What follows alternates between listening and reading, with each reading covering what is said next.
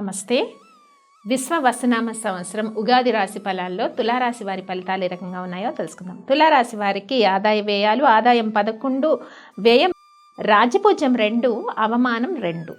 మరి తులారాశి వారికి విశ్వ వసునామ సంవత్సరంలో గ్రహ కదలికలు ఎలాగున్నాయో తెలుసుకుందాము. మరి గురు శనులు రజితమూర్తిగా గురువు సంచారం చేస్తున్నారు, శని సువర్ణమూర్తిగా సంచారం చేస్తున్నారు, రాహుకేతువులు లోహమూర్తులుగా సంచారం చేస్తున్నారు. సో మంచి శుభమైన ఫలితాలు ఉన్నాయి తులారాశి వారికి. ముఖ్యంగా గురు సంచారము రజితమూర్తి కాబట్టి గురు సంచారం అనుకూలంగా ఉంది. ఇటు శని సంచారం సువర్ణమూర్తి కాబట్టి ఈ సంచార ఫలితాలు ఆధారంగా ఏంటి అంటే తులారాశి వారికి చాలా అనుకూలమైన పరిస్థితులు ఈ సంవత్సరంలో ఉన్నాయని చెప్పుకోవచ్చు. ముఖ్యంగా కష్టపడిన దానికి మంచి శుభ ఫలితాలు తులారాశి వారికి ఉన్నాయి.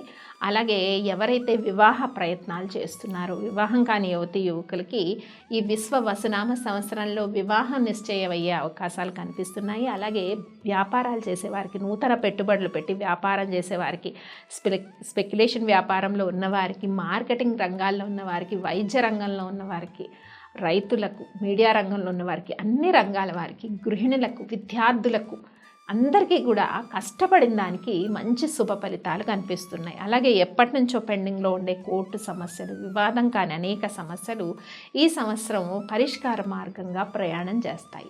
మరి సంతానం కోరుకున్న దంపతులకు కూడా సంతాన ప్రాప్తి కలిగే అవకాశం అయితే ఈ సంవత్సరంలో ఉంది.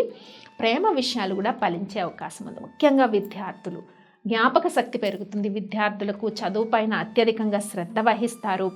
మంచి జ్ఞాపక శక్తి, అలాగే క్రియేటివిటీ పవర్, ఇవన్నీ కూడా విద్యార్థులకు పెరుగుతూ ఉన్నాయి. దీనివల్ల చక్కటి అవకాశాలు, ఉద్యోగ అవకాశాలే కాదు, ఉన్నత విద్యకై చేసే ప్రయత్నాల్లో మంచి అవకాశాలు అయితే తులారాశి వారికి కనిపిస్తున్నాయి. ముఖ్యంగా తులారాశి వారు ఈ సంవత్సరంలో జూలై నుంచి నవంబర్ వరకు కొద్దిగా జాగ్రత్తలు వహించాలి. ఏ విషయాల్లో జాగ్రత్త వహించాలి? ముఖ్యంగా ఆరోగ్య విషయాల్లో.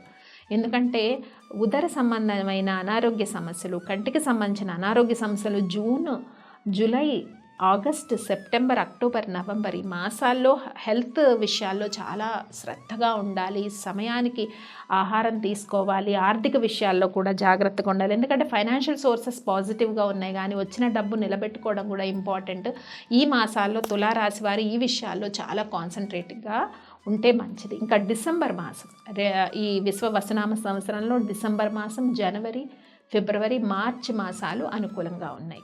ముఖ్యంగా ఈ మే మాసము, జూను, డిసెంబరు, జనవరి, ఫిబ్రవరి, మార్చి మాసాల్లో కొంత చాలా వరకు ఆర్థిక విషయాల్లో మెరుగైన పరిస్థితులు, తర్వాత మంచి మిత్రులు కలవటము, దూరమైన మిత్రులు, బంధువులు తిరిగి కలుసుకోవటము, ప్రేమ విషయాలు ఫలించడము, తర్వాత ఆన్లైన్ వ్యాపారాలు ఎవరైతే చేస్తున్నారో వారికి అనుకూలంగా ఉండడము, రాజకీయ రంగంలో ఉన్నవారికి, తర్వాత క్రీడా రంగాల్లో ఉన్న వాళ్ళు, వీళ్ళందరికీ కూడా మంచి అవకాశాలు అయితే ఈ విశ్వ వసునామ సంవత్సరంలో కనిపిస్తుంది. ముఖ్యంగా మనం చెప్పుకున్నాం, కష్టపడిన దానికి చక్కటి ఫలితాలని పొందే అవకాశం అయితే తులారాశి వారికి ఈ సంవత్సరంలో మనకి కనపడుతుంది.